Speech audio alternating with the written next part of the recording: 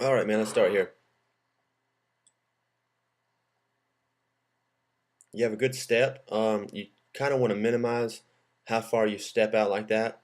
As you see, there's a big distance in between your legs. This can actually throw off timing and um, everything in that sense. So we want to limit the distance we have our when we do our pivot because it can throw our whole body off a line. So you want to minimize that a little bit. Let's go into this.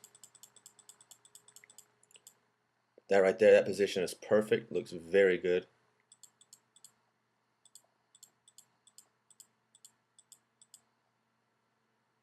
Problem we have right here is you're driving all your momentum into the ground instead of driving out toward the plate. So you're losing a lot of velocity here on that. You'll see on the next angle what I mean by that. It's a lot easier to see.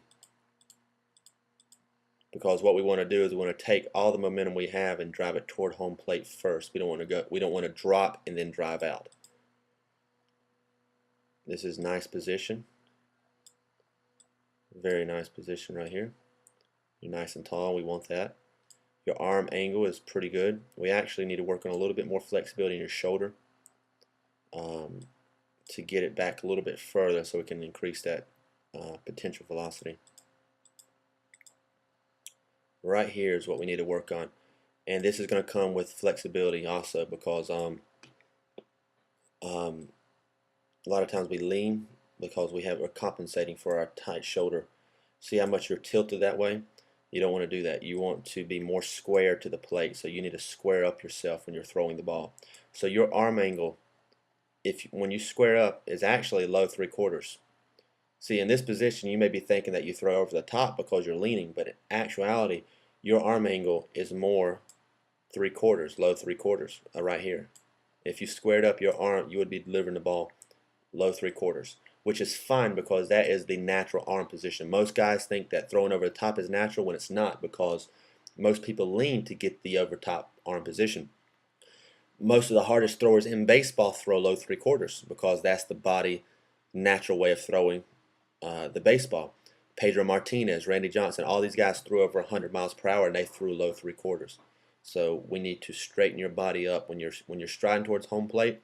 Take your head to the target. Don't lean. And when you have more flexibility in your shoulder, you won't be compensating pulling to the side like that. You see how there's a curve in your back right here? There's some flexibility issues we need to work on there also. We need to you need to do some more hamstring stretches and actually do some more back stretches that are going to loosen the back part of the spine.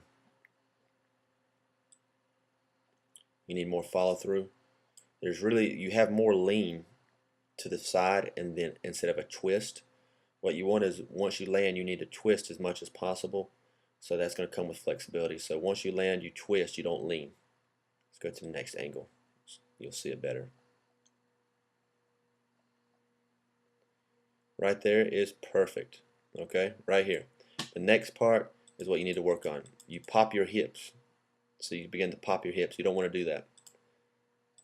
If I was to draw a line on your hips where they're pointing, your hips are pointing toward the sky. So your lower half is saying, I need to throw towards the sky.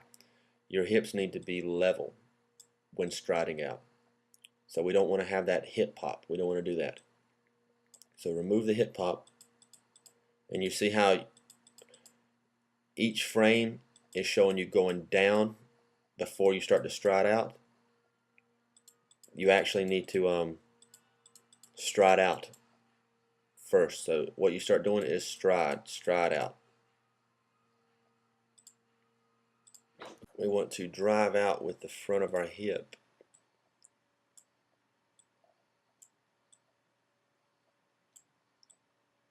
We want to drive out with the front of our hip. So we want to stay tall. So your head needs to be right there, right in this line. And that will happen once you stop leaning back. So don't lean back. And we want to drive with the back of our leg, from our foot, back of the leg, toward home plate. That's the best way to do it. So stay tall and drive with that front hip using the back side of the leg. Go to the next part. You land good. You need some more flexibility here. You can see that your leg is not completely extended. There's a lot of negative space here. You can gain a lot of velocity just by getting your back leg more flexible. You do a lot of hip stretches, a lot of hip flexor stretches, pelvis stretches. We need his back leg to be extended as far as possible. External rotation looks good. That's when the arm lays back. We need a little bit more though. As you can see, it's not completely laid back, so you need to work on external rotation. You can Google that, external rotation stretches, and that will help you. You can also Google hip flexor stretches, pelvis stretches, and psoas stretches. PSOAS stretches. Get the ball out in front. Your front leg is stiff. That's good. Transfers the energy. The thing is, right here, you can see how you lean. So we want to be more. Our head needs to be more straight. So we need some rotation, flexibility there also. Besides that, man, everything looks good, but you get that done, you're going to see 90 miles per hour easy. There's a couple minor adjustments. Get it done, and you'll be fine.